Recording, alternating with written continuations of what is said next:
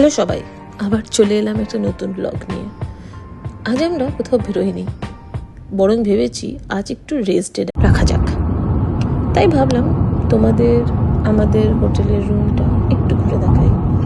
আমাদের ছোট্ট হোটেলের রুমটা কিন্তু বেশ ভালো, সার্ভিস অ্যাপার্টমেন্ট। ধীরে ধীরে এই জায়গাটাই ঘরের মতো হয়ে উঠেছে। চলো শুরু করি রুম। এই হলো রান্নাঘর, ফ্রিজ, মাইক্রোওয়েভ।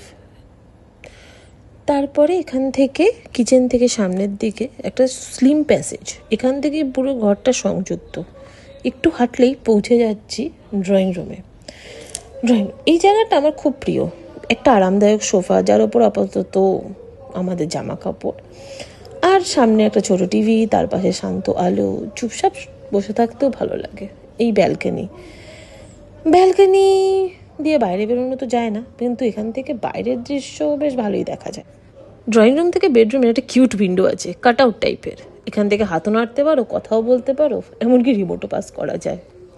এবার ঢুকে গেলাম বেডরুমে। সাদা বিছানা, চাদর, দুটো বিশাল বিশাল নরম বালিশ, শান্ত পরিবেশ।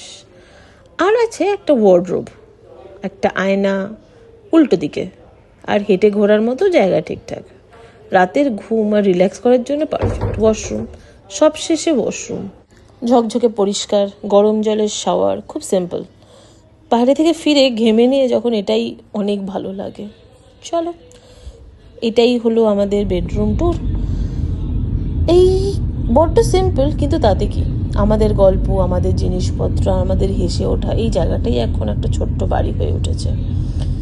আজ বাইরে না গিয়ে ভিতরে কাটলাম, কিন্তু মন একদম শান্ত। ব্লগটা ভালো লাগলে অবশ্যই একটা লাইক আর কমেন্ট, সাবস্ক্রাইব করো, আর এমনভাবেই পাশে থেকো।